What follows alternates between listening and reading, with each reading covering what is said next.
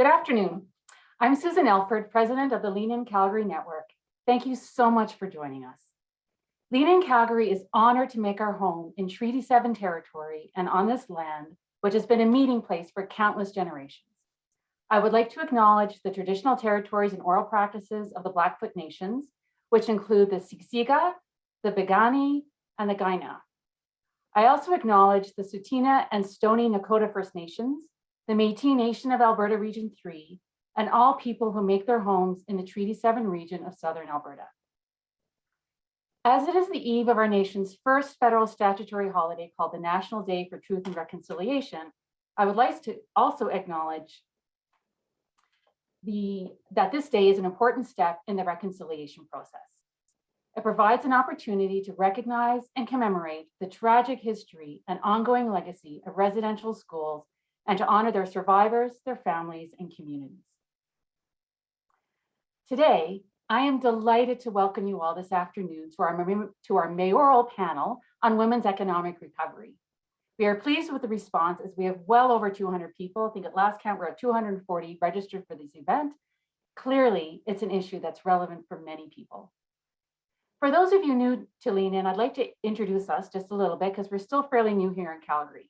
We're part of an international not-for-profit and largely volunteer-run organization that helps women achieve their ambitions and works to create an equal world. We want a world where people of every gender can pursue their dreams without bias or other barriers holding them back, where girls can grow up to be confident, resilient leaders, and where more women run companies and countries. Here in Calgary, we do that by hosting thoughtful, informative events to elevate the conversation and increase awareness about the issues that hold women back, so we can champion women and organizations to continue to move themselves forward.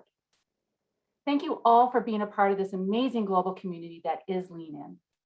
At last count, there are now more than 50,000 Lean In circles around the world in 184 countries. I invite you all to sign up for our newsletter at www.leanincanada.com. Membership is free, and you will be the first to know about future events and additional resources to help you build your career and ambitions.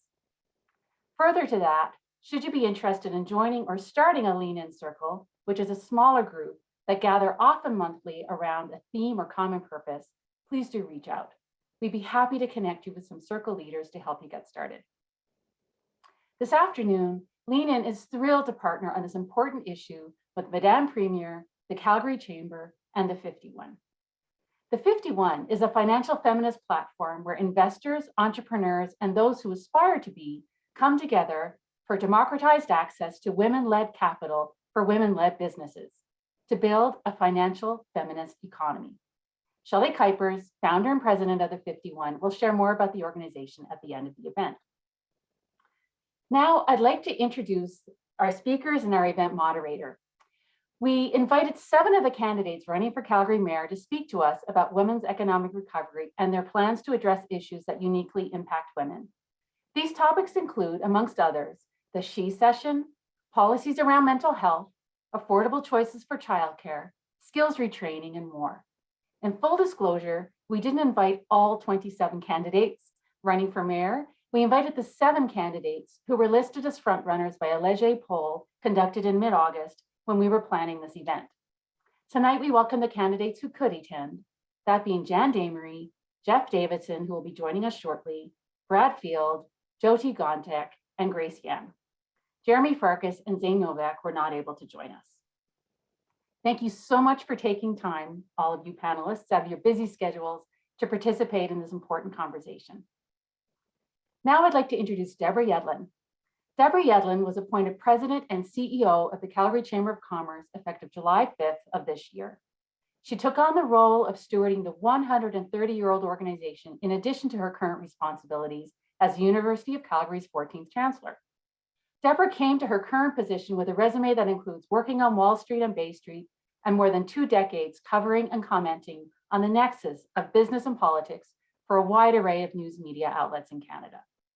Since moving to Calgary in 1992, Deborah has been very active in the Calgary community, serving on the boards of a number of arts and community organizations, and is currently one of 3 co-chairs for the $250 million Calgary Cancer Centre fundraising campaign.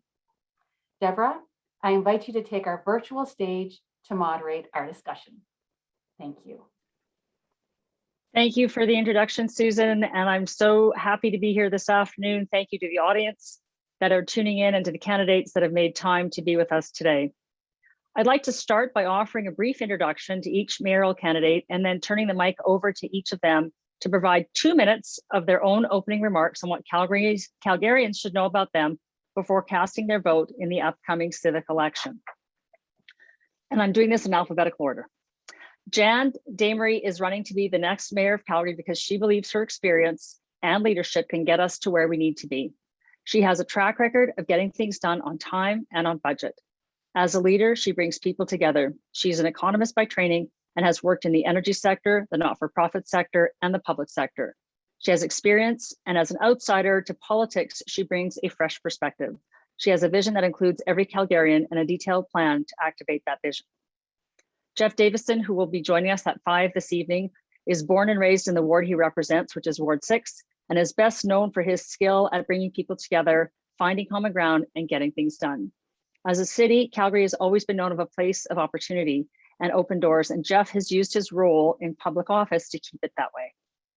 With a reputation for being positive, collaborative, and pro-business, Jeff has been an employee, investor, owner, and entrepreneur. He has over 20 years of business experience with publicly traded companies in the energy and tech sectors.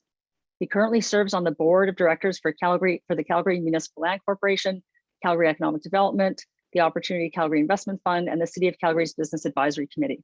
He's a director of the Calgary Film Centre, helping the facility increase its occupancy rate from 20% to 100% between 2018 and early 2020. He's also the chair of the Transportation and Transit Committee. Bradfield came to Calgary as a child and soon spotted the immense opportunity of this community. Growing up in the Bonavista Vista area of Southeast Calgary, he started his first small business at the age of 12. He met his wife, Cheryl, at EP Scarlett, and together they have 3 children, Kyle, Mitch, and Haley. Now the president and CEO of BRC, which repairs and refurbishes big rigs, which are in a big shortage right now, I understand. Brad signs the front of paychecks and has helped many employees, including new Canadians, build a life in Calgary.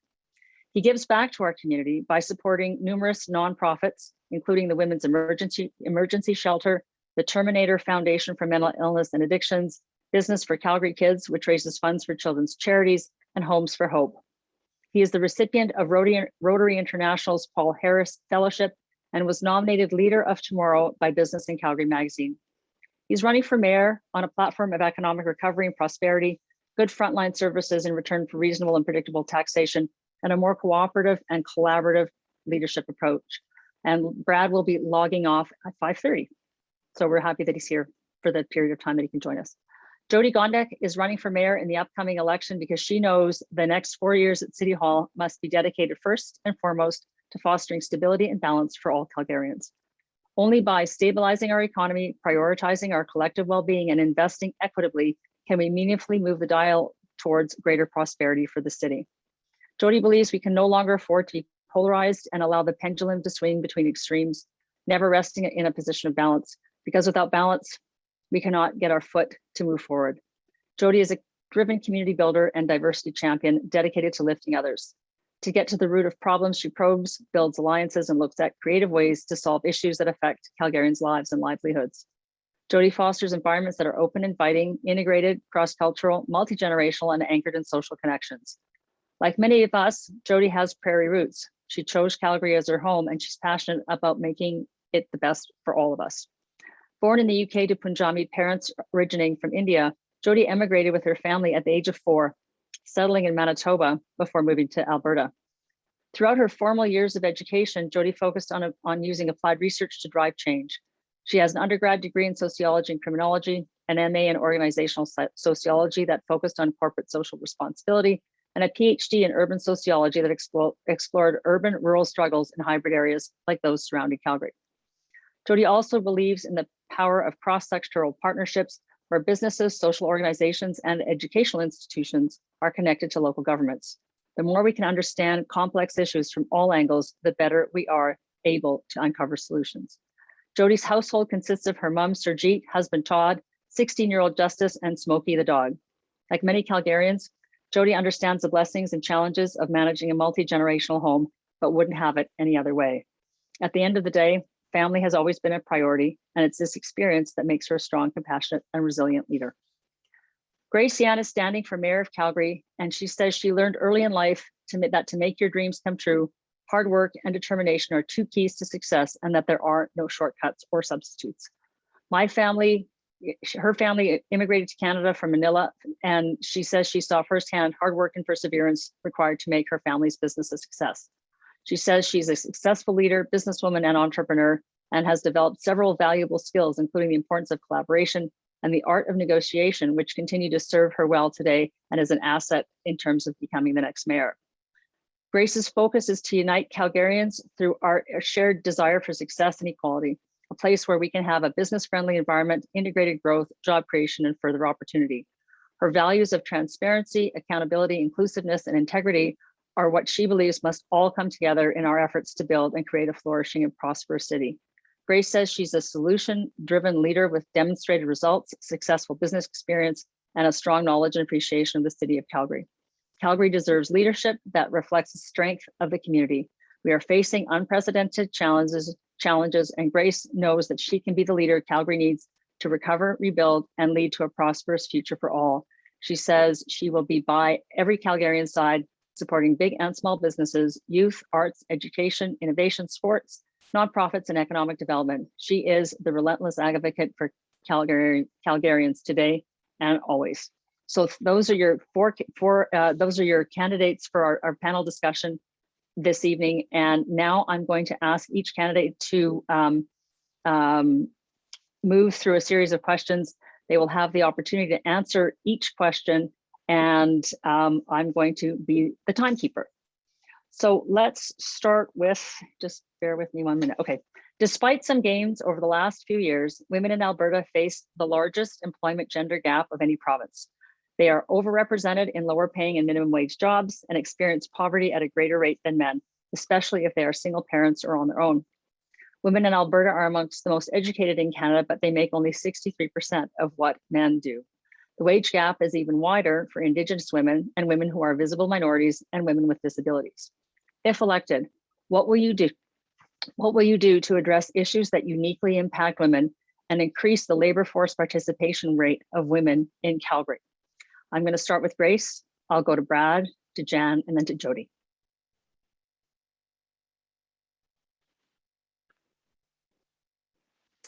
So thank you for that.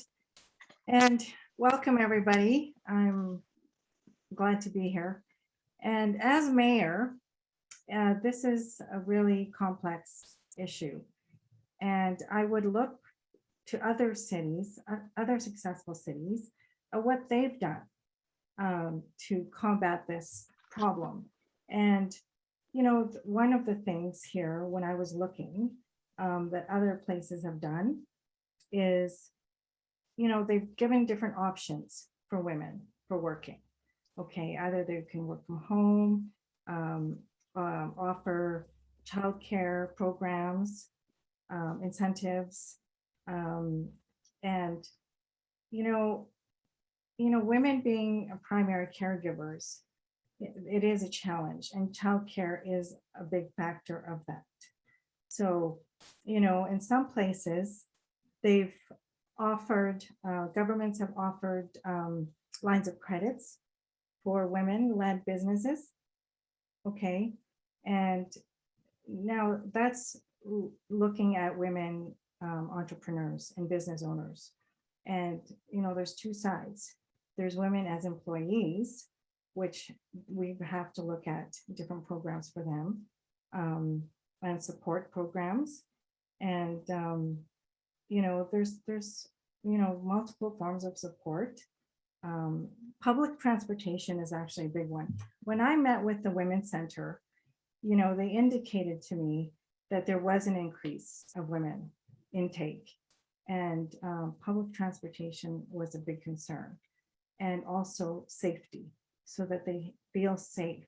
And they've suggested with the police department that there's actually a women's department that are female police officers that women can go to. So I think as mayor, I would look at the different cities and how they've addressed this issue and make sure that there's proper programs in place to support. Perfect. Thank you. Thanks, Grace. That's 2 minutes. Sorry, Brad is up next. Excuse me. First of all, thanks very much for having me. Sincerely appreciate the opportunity. Yeah, there's no question that the deck has been stacked against women for decades. We have to acknowledge that and clear the path for uncomfortable discussions. We have to get comfortable with uncomfortable discussions and get to the point where we can create an environment where all Calgarians, women included, have the same opportunities to earn a living and create careers here in the city of Calgary. I would advocate for creating a council, advisory council, women-based advisory council that would have direct access to the mayor's office. I believe the tone has to start at the top. I can only speak for my actions in my own life, in my own organizations around what I've done. But going into the mayor's chair, I would create the environment where open dialogue can happen. We'd have an advisory council with direct access to the mayor's office to set policy, but also when we see inequities, make sure that we talk about them. Sometimes they're awkward conversations, but again, having those uncomfortable conversations is what needs to happen. So I would be a champion and continue the discussion. We've got lots of work to do in this area, but I'm up for the challenge. So thank you again for having me today. Thanks, Brad. And up next, Jen. Thanks, everyone. I'm so thrilled to be here. Many of you know that I'm currently on unpaid leave of absence from YWCA Calgary. So this is a topic that has been very near and dear to my heart, certainly as YW has really championed ensuring that we increase the participation of women in our workforce. And we've seen with the pandemic that the disproportionate burden put on women actually leaving the workforce, particularly in our province. And we've got to come together and really champion and remove the barriers, both in terms of pay equity. We also are one of the most unsafe cities in Canada, which as mayor and being the first female mayor would absolutely be a huge lightning rod in terms of talking about this issue. I just launched my very detailed platform today, so I encourage you to go on to jandairy.com, where I've actually identified very specific, really leveraging the city, which is one of the largest employers in the city, also one of the largest purchasers of goods and services in the city. We actually have an ability to act in this area as opposed to just checkboxing, talking about better culture, but we can actually change our hiring practices. We can actually change the way we procure to ensure there is actually representation and that people have voice around the table. We can look at our agencies, our boards, our commissions, and grant recipients. And so this is something that I'm committing specifically to ensure we've actually got representation of women. And cheekily, I will say, we can start by actually electing our first female mayor because she can't be what she cannot see. And I'm committed to this mission. It's one of the reasons that I'm running for mayor, is to pave the way behind me. This is not an easy game to get into, but we've got to make sure that we create a city where there is an opportunity for all and remove the barriers. You'll also see in my platform just opportunities to create employment, break the barriers to employment. And as Grace has noted too, public transit is key so we can get to where they need to go. So that's just the start. I'll end there. Thanks, Deborah. Thanks, Jen. Jody. Thanks very much. And I will echo what Jan had to say, that if we start normalizing women in decision-making positions, then their lived experiences can help shape better cities that we can all benefit from. I think supporting women in the labor force means looking at the other responsibilities in their lives. Women are disproportionately responsible for not only childcare, but sometimes also elder care. And it's going to be critical for our municipal government to work with our federal and provincial partners to ensure that our city has strong access to supports that women rely on. It's already been mentioned that we need strong public transit networks. We also need to have options for housing affordability in communities throughout the city. We need to ensure that women have access to educational programming that allows them to reskill or change the type of labor force participation they would like to engage in. And we need to have investments in healthcare, particularly mental health, so women themselves can be strong and they can keep their family strong. Childcare is also a top priority, and that's why I was so pleased to have brought a unanimously supported motion to council, which is seeking support from the federal government to funnel money directly to our city to create safe and affordable childcare opportunities for women and their families so that kids can have early childhood education opportunities. And for women entrepreneurs in our city, we need to attract capital. We know that women-led startups generate 78 cents per dollar that's invested in them, which is more than male-led, which are at 31 cents. So we know that the opportunity is great if we start investing in women. Thank you. Thanks, Jody. And I'm glad you referred to the mental health challenges, because that's where my next question's going. And so from the work-life balance to work survival, COVID-19 has taken a toll on our mental health. And studies have shown, and some local health experts have suggested, the pandemic may be contributing to a nationwide mental health crisis, with people experiencing depression, anxiety, stress, and isolation in much higher numbers. And next week actually is depression screening week. Depression and anxiety symptoms have doubled in youth, and disproportionately, women are trying to juggle it all: work, childcare, and the emotional impacts of the pandemic. So if elected, how do each of you plan to address and support the mental health of Calgarians? I'm going to start with Jan, go to Grace, Jody, and Brad. Thanks so much, Deborah. I've talked a lot during the campaign and also during my time with YWCA, and that viewing very much mental health of our citizens is really the shadow pandemic. And we're actually seeing people struggling with mental health that never have been before. And so what I'm advocating for, unlike this current council, which is just one-time funding for the mental health and addiction strategy, is committing to ongoing funding, that we can actually support the amazing expertise that we have in our community agencies, that they actually have the security and funding that can deliver the expertise and also expand the abilities. So this is about robust partnerships with the City of Calgary and our agencies to make sure that those services are available. It's so much when we think about too, a lot of our homeless population, is that we have got to ensure that there's both sort of affordable housing and housing options, but also the wraparound services. This again has been woefully underfunded by the city. So again, I'm committing to ensure there is that commitment, and it's working in partnership. So thanks. Thanks, Grace. So the City of Calgary has convened a task force committed up to 25 million over 5 years from 2019 to 2023 for its community action on mental health and addiction initiative. So a unique strategy and action plan was developed, Calgary model based on systemic view of mental health and addiction that centers on the individual. The City of Calgary is funding pilot projects to undertake quick wins, providing 3 million in funding on top funds raised by community partners. Mental health is a big problem currently because of the 370,000 Calgarians that live on or below the poverty level. So in order to, I mean, there's many ways we're going to have to look at combating mental health, and there's other issues under mental health, homelessness, addiction, domestic violence. But we really need to focus on getting Calgarians back to work in order that they can feed their families, get their kids into programs, and which reduces actually social economic issues. Thank you. Thanks, Grace. Brad. No, sorry, Jody. Thank you. It's been mentioned, and I'll reiterate that we have a mental health and addiction strategy at the City of Calgary right now that's managed to build a great deal of capacity in our partner organizations. And that's because the city wasn't a backbone or a lead partner, they were a convener. And when you bring together organizations that have expertise in this field, you can do great things. We've dispersed several small grants to local community-led groups that have innovative programs that are helping to strengthen community mental health.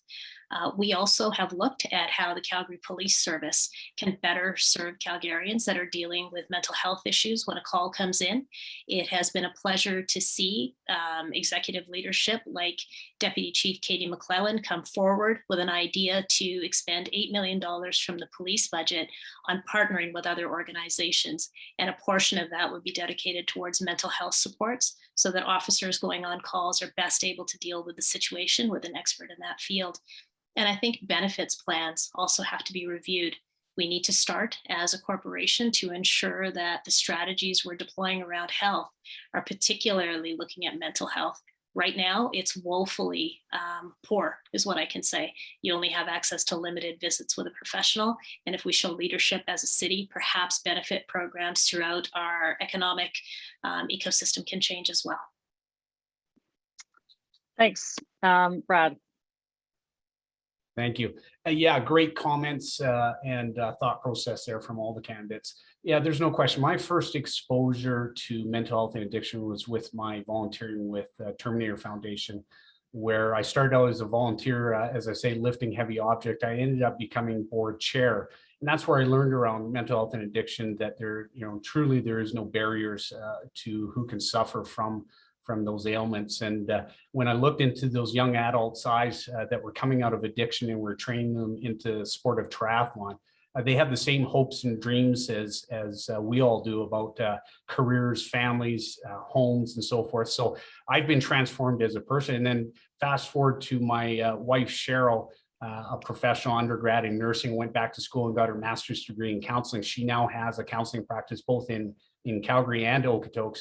And I listened to the stories from her around mental health and how it's escalated and, around COVID and how it's increased anxiety in our youth. There has to be more attention paid to that. And to Jan's point, we have to continue and increase funding where necessary to create those agencies and support those agencies. But I often say, though, too, that the City of Calgary Council and administration needs to get out of the way and just be a facilitator and a champion. We've got great agencies here, social agencies in the City of Calgary, CPS, that can work in this area, their boots on the ground, make sure that we stay out of the way, but make sure we're championing and supporting them any way possible. Thank you. Thanks, Brad. I'm just wondering if if each of you could comment sort of if you have ideas to support the existing strategy that we have in place and what's missing perhaps in what we've got currently established and what those partnerships need to look like and how they need to evolve. I'll start with Jan. I'll go back to you, Brad, go to Jody, and then to Grace. Great. Thanks for that, Deborah. It reminds me just of some of the work that certainly YWCA and other agencies such as CWA have been involved in the domestic violence or domestic violence kind of file in terms of, and it's the DCRT or Safe Communities program where we actually pair up social workers that go out with police officers. I think we have to move beyond pilot. We actually have to get the right resources going out to calls, because right now we actually have the police almost serving every call. And in our work with our community resource officers, they're just overwhelmed. And also talking with the chief and the deputies, they're incredibly supportive of reallocating funding to get the right expertise. We can debate whether that sits within CPS or we actually fund appropriately. Having been on the other side, working with the city, it is so frustrating, even sort of the ties that are put and restrictions on the funding. We don't support adequately the organization's ability to both hire and manage these kinds of expertise and skills. So this is where we've actually got to increase the funding, and it's the year-to-year funding. So these organizations can plan, do strategic planning, and make sure that we're actually getting to the right issue with the right expertise. So in my platform, just supporting, really expanding and building on this mental health and addiction strategy by actually resourcing it with the actual expertise in the agencies that can make this happen. And so many poor people can access the services they require. Thanks. So Brad, you said you've had some insights from, through your wife and her practice. I'm just wondering what other ideas you have to support the existing strategy and perhaps how it includes the youth.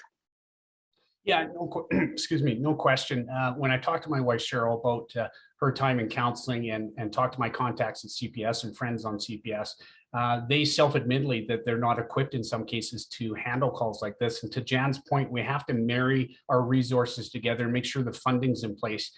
Quite often we talk about initial grants and startups for these social agencies and community agencies, but it's the ongoing costs of overhead and maintaining that we have to talk about. And quite often we've seen that in the past at all levels of government, that the initial grants there, but then the maintenance of those agencies falls short on funding. So we got to marry the process in place, get the right people to the calls. We have to have police support there for safety and security for all concerned, but making sure that we have the proper resources in place. And making sure, again, let's empower our social agencies and our community agencies to work well together, make sure we're collecting and collaborating together resources and make best use of that dollar, because that dollar is so thin right now, you know, in all areas, that we got to make sure that that $1 is spent well. Jody, your thoughts, but I also just wanted to add something that came in on the Q&A about what happens in the context of the CPS. Some people don't feel safe when CPS is involved. So what other options for response are there in that context when we're dealing with mental health issues? So I'm going to take that part of the question first, Deborah, and like my two colleagues on the screen have just mentioned, there are programs in other cities, and our city is just starting to pilot them, where you have partnerships between the local police service and other service organizations. There is a model out of Portland, Oregon called Cahoots that is quite strong, and it involves a lot of mental health service providers as well as community social workers that go on call with service members to make sure that the appropriate person is dealing with the individual that needs the service. So I think we can do that in Calgary. I would also say that we need to embed the idea of mental health supports in our schools. Once we start doing this well in our public school system, and kids understand at a very early age that it's okay to say you're not okay, and there's a support available on site, they carry that forward with them to their families, and they carry that lesson through their life. And I think a lot of times it removes the stigma. Once your kid comes home and says, you know, I need some help, you have to get them the help. And I think destigmatization is particularly important. So starting in schools and also moving to some of our diverse community groups that are also trying to get over that idea of asking for help. Thanks, Jody. Grace, final word to you on this. So there is a police and crisis team in place. It's called PACT, and they're able to arrange urgent psychiatry assistance, assessments, and referrals as needed. And their main goals is to divert individuals who are in crisis with mental illness and addiction issues from the justice system and hospital emergency departments, assess and stabilize individuals in crisis within the community, and connect individuals with resources and supports. So I think, you know, people need to understand what programs are in place for them. And we need, as a city, really engage in the messaging to the community, what help is available for them. So I think, you know, Calgarians are not aware of what programs are in place. So I think we really need to let Calgarians know that there is support, there is police support, and where to find it. I think maybe that information needs to be more accessible to everybody. Thank you. Thanks, Grace, and welcome, Jeff. Thanks for joining us. And I'm going to start the next question with you. It came in on the chat, and then I'll go to Jan, to Jody, to Grace, and to Brad. And the question is, how will each candidate lead and ensure the female 50+ is supported as caregivers in terms of recreational opportunities, housing for those who are downsizing, and creating the opportunities for the older adults to remain in Calgary? Calgary needs to be a place to work and retire, not just live and play, but also retire. So start with that, Jeff. Sure. Well, thanks very much. And thanks for having me. Sorry I'm late coming in, but hello to everybody. Well, I think really an important part of all the approaches that we're looking at are addressing all systemic barriers and recognizing that I honestly don't have all the answers. And so I think we need to plan overall to do an inclusivity audit to understand where we're at, where we can do better. I think in particular for some of our seniors and aging population, that's going to become increasingly more effort has to go towards that. as we know our population is aging over the next 10 years. And so thinking about what that means, what programming we need to have to support that, and what initiatives we're going to have to undertake, I think would really be the focus of that inclusivity study. Thank you. I think I asked Jan to go next. Yeah, thanks, Deborah. It again, just some of the clients that we served at YWCA when I was there, actually very, very concerned about also just poverty, sort of with women sort of older than 50, just a proportion, making sure. So having the supports, having a living wage becomes really incredible, important, and things that I think that we can advocate at the city. Becomes about accessibility. It's thinking about ability to age in place. So how we start to rethink about development in our communities, particularly our inner city communities, or wherever actually our seniors are living. And isolation is a huge issue with this demographic in my experience. And so connecting to recreation, connecting to other services becomes really important. And so this is something we've got to be prepared to invest in income as we create sort of robust communities that people can walk, bike. Movement is huge, and being in nature fundamental to mental health, particularly of this demographic, all of us for that matter. So these are all bits and pieces that I would pull together into a plan that we can ensure that we're keeping an eye, and that we're connecting and integrating across generations. We have to think about how we develop the city more for that, because something I have found certainly with my aging parents and just my deceased stepmom is we warehouse them as they get elderly, and it is so contrary, right, to just humanity and dignity. And I think we've got to think about how we actually help our seniors age in place. Thanks so much. Thanks, Jan. I think Brad, you're up next. Or no, it was Jody. Sorry. Yep, Jody, then Brad. Yep. Thank you. I think we need to make sure that we've got communities in Calgary that are able to accommodate people at all ages and stages of life. So it's incredibly important that we have all types of housing available, all sizes. And that also speaks to the idea of having accessible communities.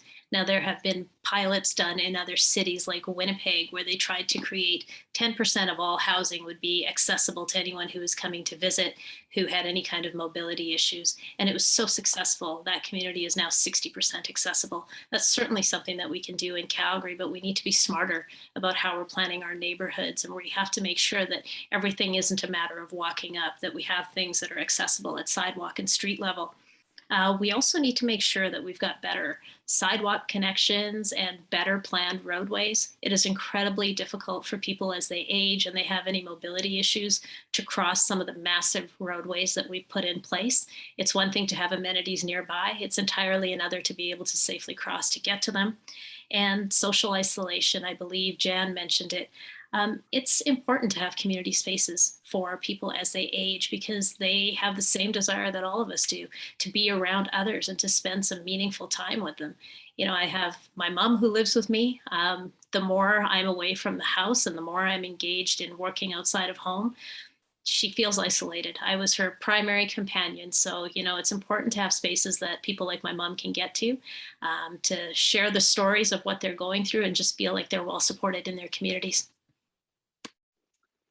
Thanks, Jody. I'm just wondering too, I think, Brad, you're up next. Or is it Grace? I can't remember.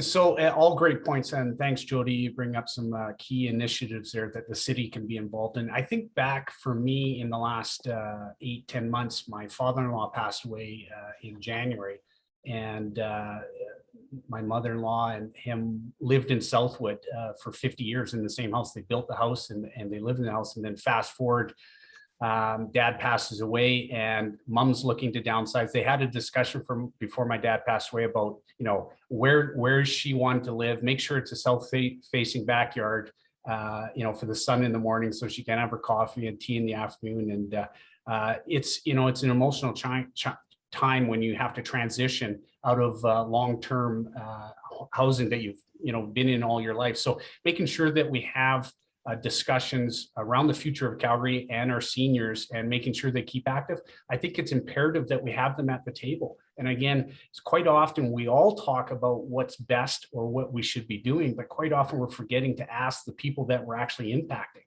And so let's have that 55 plus crowd that is in transition from work to retirement or still working, let's have them at the table to have the discussion because it's about them.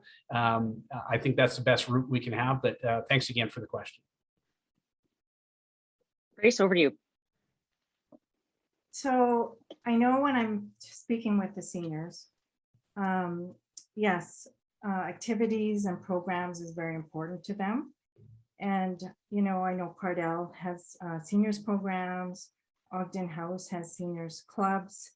And, you know, we really do have an obligation to take care of the vulnerable, especially the seniors, and making sure that there's affordable housing accessible to them. And transportation is another big concern when I'm speaking with the seniors, that we have an effective and efficient transportation for them to get around safely. And yes, proper snow removal is again a big concern for the seniors. And also in the seniors accommodations and you know, that there's integrated type of living for them. So possibly in these residences that there's coffee shops or other stores or commercial you know, establishments that could be in there, that also the public can be engaged with them, and that they're just not there on an island in this residence home, just there. So I think they'd like to engage with the community as well. So that might be a program that we could look into. But yes, the seniors do want to be involved with the community and just not being stuck in a senior's home, you know, kind of alone. So they need that sort of engagement. Thanks. So I think that actually brings up a really interesting question, because we've all, you know, we talk about seniors being isolated, and we've all experienced isolation in the last 18 months, not being able to do things we like to do, see the people we need to see. And so that sort of goes to how we have constructed our neighborhoods, and how the fact that we are car dependent means that we don't interact with our neighbors and the people around us, and we don't build community the way we used to. So my question to each of you is, how do you see us looking for new ways to build community so that we decrease the isolation and we can foster connections within neighborhoods? And Grace, because you really started us off on this path, I'm going to go to you first, and then I'm going to go to Brad, Jeff, Jody, and Jan. Yeah, thanks. So, you know, to really bring the communities together, we need effective and efficient transportation. So let's talk about the Green Line. It's 20 kilometers. It's going to take 6 years to build, and it's 5.5 billion. It's a bit heavy. I think Calgarians need transparency where the money's going. And, you know, we need transportation where Calgarians will use it. So right now it's starting at, you know, Shepherd Industrial, where I'm hearing from Calgarians that, you know, really logically, it should start where people use it, which is going to be the South Health Clinic, which goes down to City Hall, which will have a central station, which most cities have a central station, and then it branches off to other places in the city. So it would go north. We'd need a airport line. Okay, it should really go through Mount Royal. Well, it didn't. It missed it. So when I was talking to Mount Royal, they were saying, well, why didn't it go to Mount Royal? You're talking Mount Royal University, right? Yes, Mount Royal Yeah. University, sorry, Yeah. yeah. So we really do need to place these lines where Calgarians will use them. It will bring the communities together. And also, what brings communities together is an event center. Well, what we're calling an event center. We need an arena that Calgarians can be proud of. And this arena, to me, is a complete fail. It's smaller than the Saddle Dome. It's 18,000 seats. It's probably going to reach about $1 billion by the time it's built. We've been talking about this arena for the past 2 elections. We've been talking about the Green Line for the past 3 elections.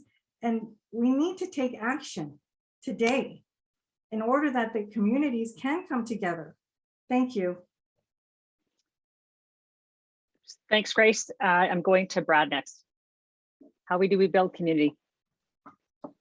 Yeah, it's a great discussion because everybody's wants and needs are different, right? And to your point, though, how do we go from a car-dependent society to a more, inclusive, walkable city and community? So it is a challenge. There's no question. Public transportation is a big part of that. Making sure that when we build the Green Line, it reaches as many Calgarians as possible. Making sure that we connect our international airport to downtown. But when we're talking about new communities, that's where we can take a lot of the attributes out of the guidebook for great communities and employ them. The challenge is that when we looked at the guidebook, there wasn't meaningful consultation, and we weren't necessarily getting what the citizens want. So when you build a new community from scratch, the buyers in that community know what they're buying, and it's buyer beware, and so you're set up for success. But when you're talking re-engineering existing communities, that's where the challenge is. So there's no question, I think we can design Calgary a better way when we're building new communities. Very hard to have that discussion about changing existing communities, but it's finding balance between densification, walkability, transportation, and some people wanting backyards. So making sure that we have the stakeholders at the table, community associations, community residents will be key to building any community and making sure that that everybody's happy with the end product. Jeff, you're up next. Yeah, thanks. Look, I think it really comes down to starting by listening to what communities want and how they want to grow and what they see as value add and value proposition for their own community. We've got to encourage multi-use spaces in all communities if we want to encourage multi-generational living. Accessibility is a huge component of just, not just getting around the city, but getting around your localized community. And so moving forward with even things like how we're going to maintain pathways during the winter in communities differently is an important feature. When it comes to having good transit access to all communities, remember, access to transit is actually access to opportunity. And so having more of that in and amongst communities and more utilized is key. Obviously, more parks and more gathering spaces in a post-COVID world is something we're hearing from all communities. We know how utilized our open spaces were during a time of COVID. And I think that's something we have to recognize going forward that's going to stay with people. And so, even continuing to think about how we support tax changes that ensure that we keep our communities affordable and that we keep a wide offering of different product type to ensure that all different folks have all different opportunities within each and every community. Because I think for as diversified as our communities are across Calgary, that's the greatest thing about them, right? Each community is different. Each community has a bit of a different value proposition, but ensuring that all communities are affordable and accessible is the key. Jody, your thoughts? One of the things that I think is quite interesting about the pandemic and how we've realized that we wish our communities were more connected is our use of technology. So when we couldn't get out and do things with people, we all got very used to this type of a setting on Zoom. Campaigning with Zoom is bizarre, but we're doing it because that's the option we have, right? So I think if we incorporate high and low tech into community capacity building, it'd be really interesting to see. And I believe the number that I saw was that 30% of all tech startups in Calgary are women-led.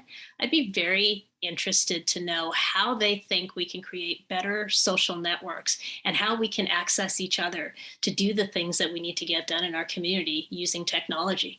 Could there be an app that says, hey, I'm not going to be able to meet my kids off the bus, can you go and grab them with the neighbors that you've made contact with? I mean, there's all kinds of opportunity to use technology in community building. So I'd love to see what our innovative sector has to say about that. I think there's also a need for more amenities in communities that allow you to have those accidental bump-ins with people that live in your neighborhood that you haven't seen for a while. It's those kind of conversations that really perk up your day. And to pick up on something that Jeff said, we need to have more spaces that are mixed use. So I'd really like to see a lot of those pieces of land that sit dormant in our communities because they're dedicated to community associations who don't have the capital to build a facility. I'd love to see them partner with some of our affordable housing organizations to create community space inside that affordable housing community so that you can have both things happening on that one piece of land. Thanks, Jody. There's something called TaskRabbit. So maybe we have to do TaskRabbit for women, and that's how we help one another. That's just a thought. Jen, you're up. Thank you. One of the reasons I'm running for mayor was actually coming through this pandemic. I was really starting to appreciate how important local community is, and having mobility in our communities, being able to connect and support our local businesses, and just creating that sense of community. And so I'm really enamored, and a number of people who've been working on my campaign, this notion of a 15-minute city where we can walk, bike to anything that we need in our communities within 15 minutes. We're not going to get there overnight, but when we think about design principles as we design and reinvigorate both inner city communities, in addition to how we build towards the outer edges of the city. This is fundamental to revitalization of our city, that makes this city a place to live, learn, work, and play, because we're also hearing from our young people, there's nothing to do here. I'm not excited. This is not a cool place. And so we have this opportunity to really diversify by investing in our local economy and giving people things to do, to bring them together. We've done, I think, a really bad job of investing in our public realm over the years, despite the wealth that we've had in this city. And so you'll see in my platform and building on the plans that are already there, how do we revitalize by actually turning downtown into a neighborhood, by putting a tech campus, building on the tech campuses that are there and expanding them. So we've got students living, working, playing downtown and learning downtown. It becomes a vibrant neighborhood, and it connects us to the entertainment district. So there are things to do. And public transit is huge as we connect these 4 quadrants. I announced a couple of weeks ago, transit for Network 2030. So building on the Green Line, which is actually a backbone of this network, how do we also ensure that people can get around this city without needing a car? And by the way, it helps us with our carbon footprint. So for me, it's about incredibly looking at just the potential of this city to be the city of the future that is connected. That's really our future. Thanks, Jan. So question in the chat, and it really is about, so as mayor, one of your primary roles is to sell the city to the world. What is your pitch to the young people that we want to bring to Calgary to help diversify our economy?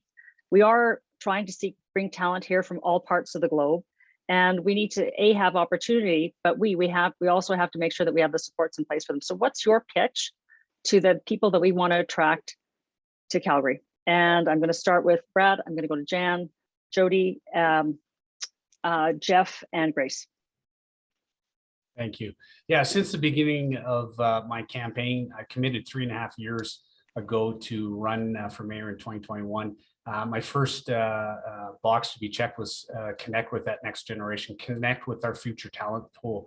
I've been meeting with high school students who aren't even eligible to vote to talk to them about what's going to make them want to stay here in the city of Calgary. Because at the end of the day, you know, my 3 kids, Mitch, Colin, Haley, 30, 28, and 22, it was about them. And what was going to keep them here, and potentially someday maybe grandkids and great grandkids, to create that vibrant Calgary where they can be educated, live, work, play, and create a life for themselves, raise their own families. So there's no question when we talk about downtown revitalization, and I talk to that next generation, it is all about the downtown. They want to live, work, and play and educate. And we have to create an environment where jobs and businesses are flourishing again. So when they come out of post-secondary, or while they're in post-secondary, they can do co-op programs right in the downtown core, but making sure they have meaningful employment in their chosen profession, creating an atmosphere where they can literally wake up in the morning in affordable space in downtown, have a cup of coffee, go up a couple elevator floors and do schooling, take lunch break, head to the 30th floor for a co-op program, and then at night party and play in the downtown core. That's what they want. That's what they've been telling me. So creating that environment, 21st century companies are going to follow where the talent is. So making sure that the talent, and we have a great amount of talent here in the city of Calgary, making sure that they're here and they want to be here is key to success for the city of Calgary. Those companies will come to Calgary if we keep the talent pool here. Let's just give it a reason for our kids and our grandkids to stay here in the city of Calgary. Thanks, Brad. Jan, you're up. Yeah, many of you know that my 24-year-old left the city a year ago, couldn't find a job here, didn't see opportunity here. Need to get him back. And in talking with a number of young people, even on the campaign team, it was really important to have this voice. And this actually, we have fallen into the trap of being a city that is viewed as boring, nothing to do, and there is no economic opportunity. So we need to supercharge. Right. So what's your pitch? What's your pitch? Yeah, so we need to, so it's about this vibrant, supercharged tech and innovation sector. It's about a downtown that is vibrant, where you can live and work. You don't need a car, and that we take carbon or climate change serious in this city. And you can actually take a train to the mountains, and you can do that actually over, even go for lunch in the mountains, because we actually connect the airport downtown. This is a place too that we've invested in the main streets, where we've got lively things happening, restaurants, businesses, shops, more than one walkable city. We've expanded this. And so in 4 years, you can actually have a Reuben sandwich downtown at 3 a.m. That's the vision for Calgary. When I came to Calgary in 1990, the only cafe that was open till midnight was Cafe Vino. Coming from somewhere else of a bigger city, it was quite a shock. Jody, you're next. What's your pitch? I think the first thing we need to do is get out from under the shadow of this provincial image that we are being plagued by right now. The world has lost confidence in Alberta. So let's make sure that we're incredibly intentional about the reputation of this city. And I don't think it's difficult for us to own our place by saying we are the center for a transitioning economy. We've done very well in several sectors over time. We've done well in energy production. We've done well with agriculture. But let's start talking about the future of those industries. Let's talk about how we want talented, innovative minds to come to Calgary and help us do a better job of energy production, how to move towards food sustainability, how to be cleaner, how to be greener. We want to invite people to be part of the action of creating a more sustainable economy. And that's the kind of work that people want to do. When you talk to young professionals, they want to do meaningful things. If you talk to the young professionals that are working on the carbon removal accelerator right now with Avatar Innovations, they feel like they're doing something incredible for the world. And they feel like they are part of something more important than just an economy. They're part of a world that is better for the future. And that's the type of message we need to be sending. I listened to the Avatar pitch day today, and there were some great women involved in those companies. Jeff, you're up next. And then Brad, I'll go to you. You have something to add? Sure. Okay, I'll go to Jeff first, and then you can chime in. Yeah, okay. Well, I mean, first of all, let's be clear. We have to keep our young people here. We're currently seeing a mass exodus of young people that are going to places like Toronto and Vancouver, and they're not going to those places because it's cheaper, right? There's opportunity there. There's a way of life there. There's excitement there. And so I think, we've got to think about not just how we're going to attract young people here, making, frankly, we're going to have to make some bold moves. Going after the Amazons is the right thing to do. But you got to do more of that. You have to create the ecosystem that allows talent to come into our jurisdiction and know that there's lateral moves they can make, that the young people who are here can grow into companies and accelerate through those companies. We have to really recognize that right now talent and capital are extremely mobile. They can go anywhere, and we need to fight differently to compete to keep them here. And so when we see things where kids are going all around the world, they're moving to medium-sized cities, what do we look at? Well, they're affordable, they're livable, they're socially stable. The point being, people have more options than ever. So we have to fight to make Calgary their first choice. And doing that is going to be all about how we're going to future-proof our economy and actively support the growth sectors that, frankly, I've been working on attracting here for 4 years. Thanks, Jeff. Brad's going to have to go. So this is the last time you'll have a chance to respond. So go ahead, and I'll go to Grace. Yeah, and again, I just want to thank everyone, thank all the candidates on the call. Thank you to the audience. It's been a great conversation. I do have to sign off, but I will put it out to all the candidates. Thank you again for being leaders in the city of Calgary. Great conversation, great ideas. Let's work together to make this stuff happen. We don't have to be polarized. We don't have to be divisive. Let's join forces, make this happen. We've got a real chance here to build something special in the city of Calgary, something we can all be proud of. Thank you again for having me. You can check out my website, votebradfield.ca. Have a wonderful evening, everyone. Take care. Thanks, Brad. Okay, Grace, what's your pitch on Calgary? So well, I guess we're talking about the youth and keeping them here in Calgary. We're talking about how do you pitch to Cal? Like, what's your sales pitch for Calgary to people you're trying to attract, that you want to attract to come here to live? So yes, What's Calgary's selling you feature? have to let the world know that Calgary is wide open for business, and we are looked at as boring and just nothing happening. And so we really, as mayor, I need to rebuild that confidence back so that companies will come back and fill those towers. And we need the activity back downtown. And how do we do that, right? We get those companies filling those towers again, possibly campuses, an arena, again, that we can be proud of, like iconic. We don't want an arena that looks like a library, which is boring again. So we need something exciting in this city. So, you know, there's the 300 million that's being injected into downtown revitalization. And is that really going to be a good ROI?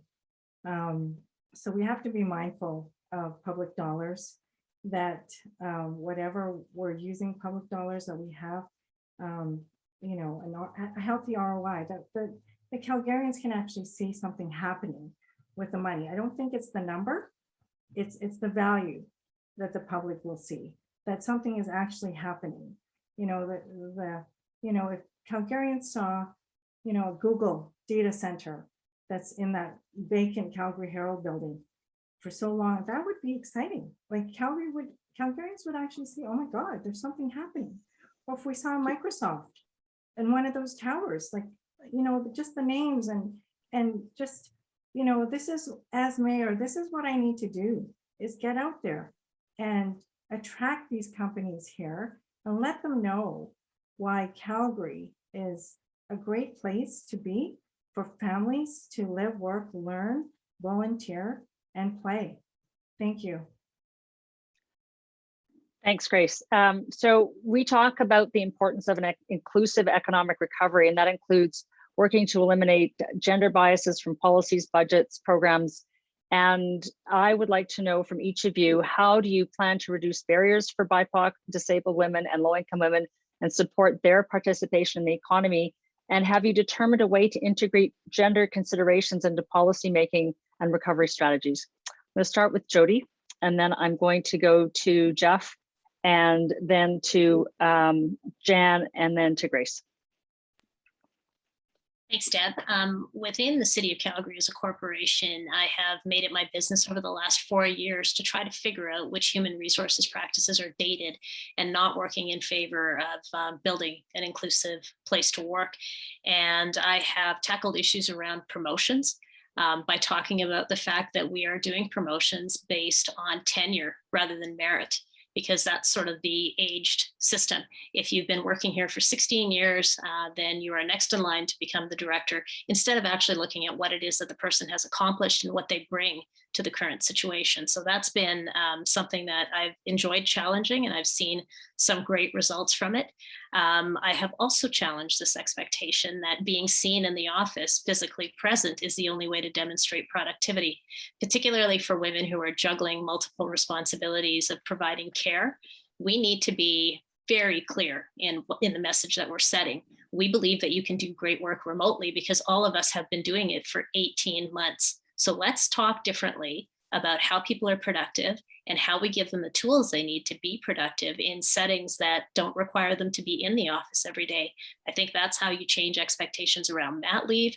That's how you make women feel more comfortable when they're ready to start a family. And that's how you make people feel comfortable when they have to go into that messy business of caring for an aging parent. I've been challenging those conventions, and I'll continue to do that in the corporation and within broader human resource practices by talking to our recruiters and our major corporations in the city. Thanks, Jody. Jeff, you're up next. Yeah, thanks. I think, you know, there's a lot of things there that we need to focus on. Obviously, completely agree that, you know, remote working has really changed the environment and the opportunities that are now possible. And the way we think about employment is totally different. You know, it's everything that we have to look at. It's everything from mental health and well-being, which is really the undercurrent of economic security and really the participation of all in Calgary's economy and at the city. It's ensuring affordable housing stock is met so that when we do have marginalized population, that, you know, making sure that people have a roof over their head is absolutely fundamental to ensuring they have a high quality of living. Access to transit is access to opportunity. I keep beating that drum and will continue to say that.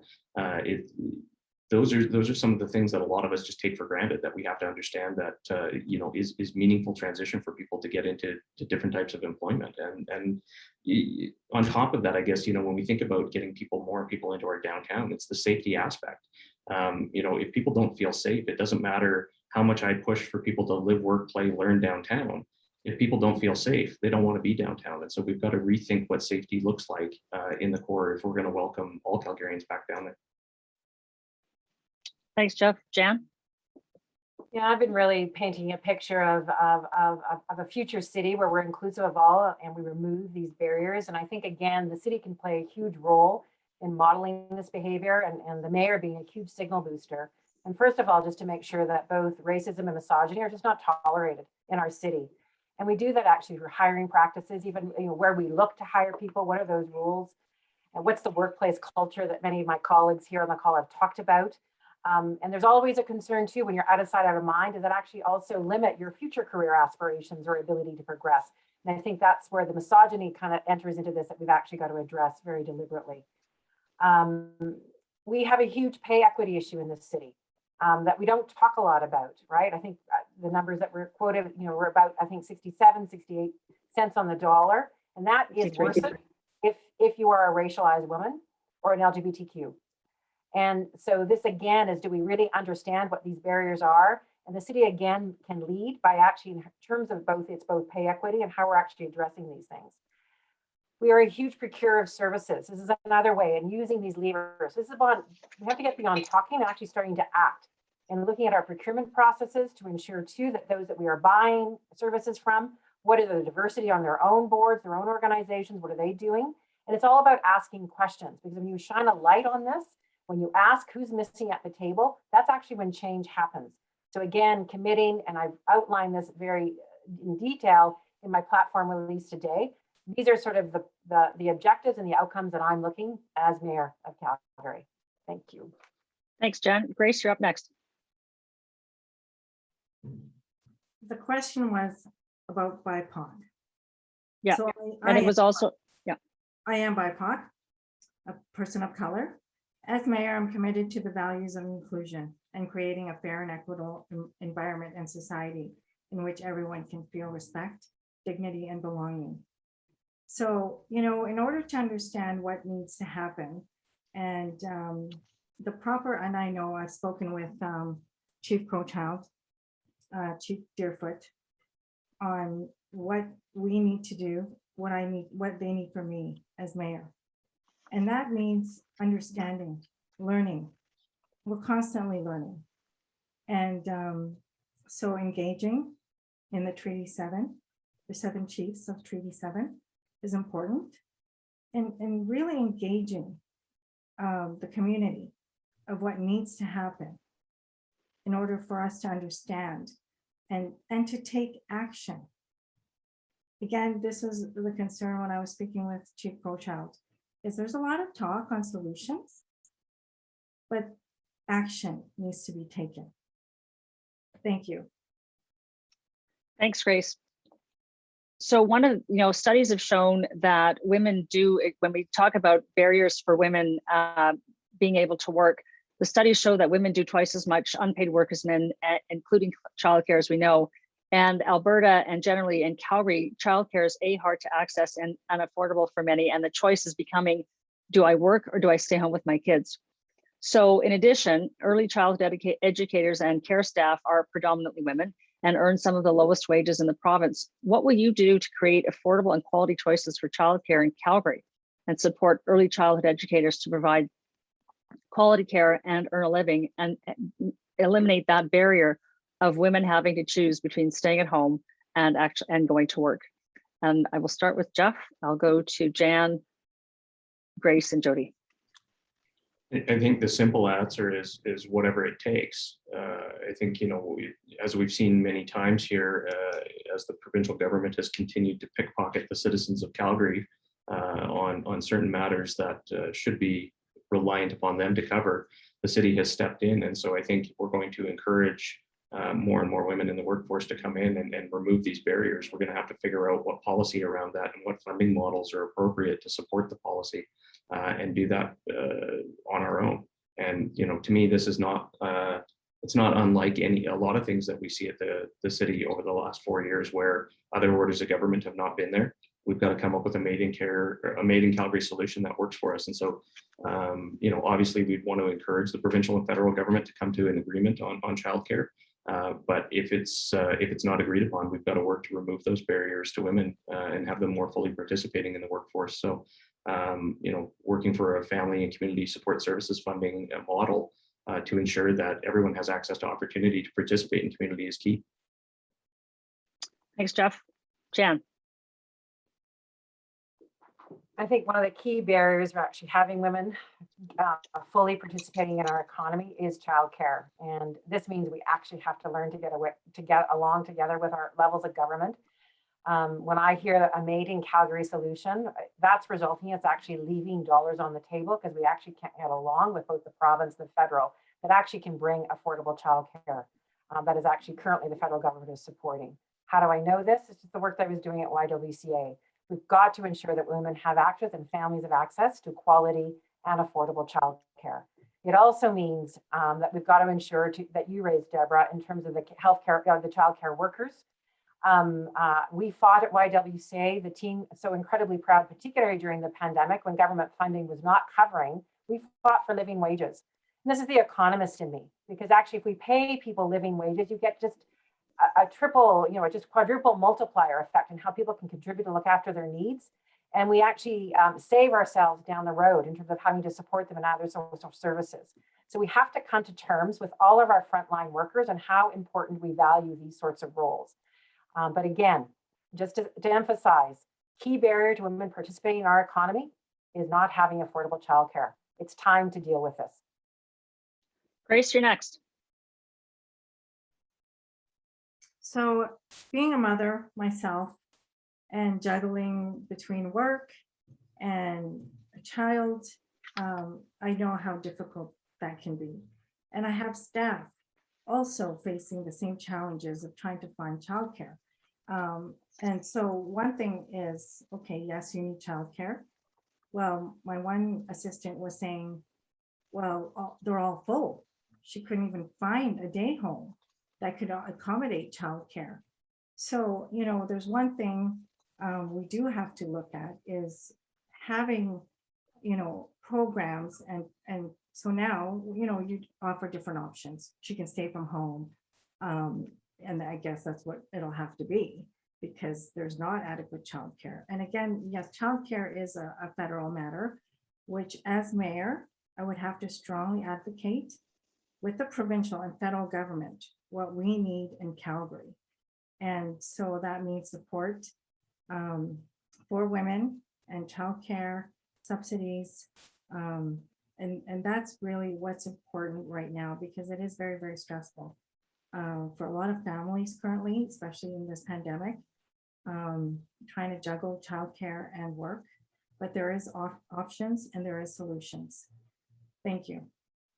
Thanks, Grace. Jody.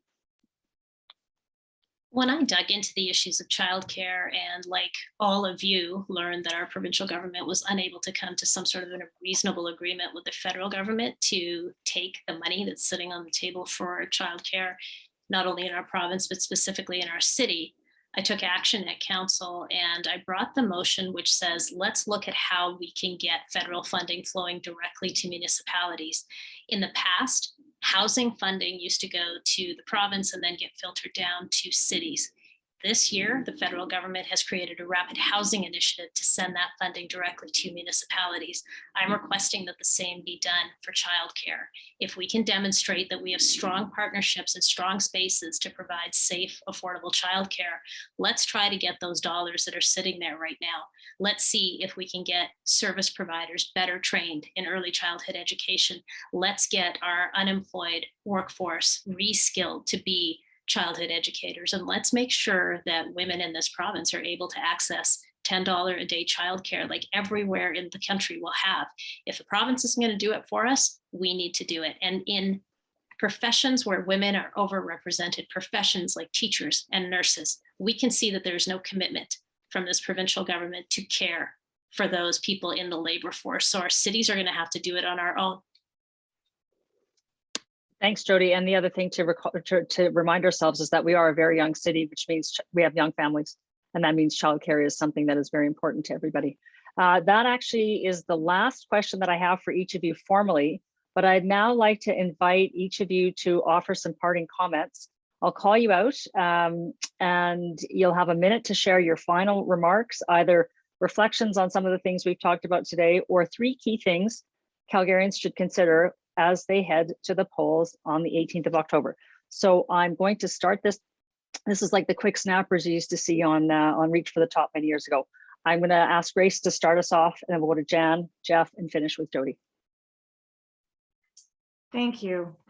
I want you to know that Calgary, I've heard you. Your cause is my cause. Our city needs your ideas, energy, and passion. That is the only way we can turn our progressive platform into real change for Calgary. Your voice is your choice. Now let's go out and make it happen together. As mayor, I'm committed to safety of Calgarians, the best interest of Calgarians, and a safer city hall, a smarter city hall. Thank you. Thanks, Grace. Jan. Hi, so great. Thank you, Deborah, for this. We're coming through just a tremendous challenge and crisis in our community. It's been going on for years. And I think what I have learned, there's always opportunity in crisis to do things differently. And we need change. And I'm going to argue that, and change means the ability and leadership to take us forward that can mobilize collective action. So we can be the city that we've actually talked about today. And it means about taking action. It's not about words. It's not about pointing fingers. It's not about blaming other levels of government. We need someone to actually pull council together, pull the city together, and inspire the investment and the commitment to actually make this city truly great for everyone. And that's the leadership that I'm offering. Thanks very much. Thanks, Jan. Jeff?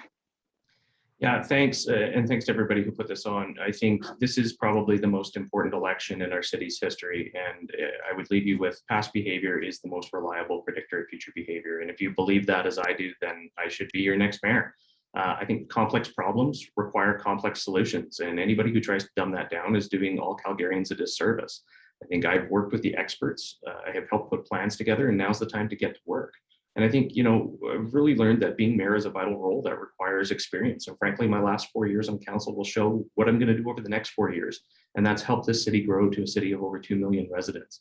And I really think it's made possible because of where we live and because of who we've been able to attract to this increasingly vibrant city. And it's possible because of our history as innovators. And of course, because Calgary continues to be an affordable place to live and work. And it's going to take a lot of leadership, like I've shown over the past 4 years, to get people to say yes to a lot of new changes. But I do believe it's time to stop. We have to stop writing off Calgary and assuming our future is already written. Our future is what we want it to be. And as a lifelong Calgarian, I can tell you the comeback of our lifetime starts now. Thanks, Jeff. Jody, you are getting the last word. Thanks very much, Deb. I think it's important to remember what an amazing city we already have. We are a place that's one of the most affordable municipalities to live in this country. We are in a beautiful geographic setting, and we have long been welcoming to newcomers who choose to come here and stay here. And we can maintain that advantage over other cities if we're intentional. We have to declare things like a climate crisis. We have to be bold in saying that we are leaders in an energy transition, in a transition economy, in an economy that's focused on solutions, that wants to attract talent here to help us find those new ways of doing business. And I think it's important to remember, and I have to thank the 51 for putting all of this information on their website. Gender equality remains important because if we look at the statistics, it means that we'll add an additional $150 billion to our incremental GDP by 2026 if we focus on gender-based solutions to women's labor force participation. Thank you. Yeah, that was that number from the McKinsey study that we have to keep reminding ourselves is important when we look at economic growth and potential. I want to thank everybody for your candid answers this evening. And I want to thank the 51 and Lean In for inviting me to be the panel moderator for tonight. And it's been a thoughtful discussion, and it's my pleasure to now invite Shelley Kuipers, co-founder of the 51, to offer some final remarks before we close out today's session. Thanks, Deb. Thanks, everyone. That was great. a very lively discussion. I really appreciated everyone's responses to the questions. We've already talked about the McKinsey study. We know that Alberta has, 21.3 billion to gain in GDP by 2026 with women's equal participation in the economy. We also know that 28% of all tech companies in Alberta are led or co-led by women, and the 51 is making its mission to increase that through funding, specifically directing to women-led companies and women-led innovation. I think, some thoughts that kind of came to mind were this is really intersectional. And so women's economic recovery needs to recognize and acknowledge that there are many different factors affecting this, especially women's experiences, and making sure that we're paying attention to all women, intersectional feminism versus just traditional feminism. And I think, regarding the inclusivity and women's participation in the economic recovery, both socially and economically, that could be part of a differentiated sales pitch for Calgary. Calgary could be Canada's capital for women, a new economic center. So thank you for coming out. And join the 51, of course. You can check us out at the51.com. And don't forget to vote. And don't forget to vote, exactly. Advanced polls open on the 4th. They're open from the 4th to the 10th. Stay involved, stay engaged, and continue to push your candidates on what you want to see from them.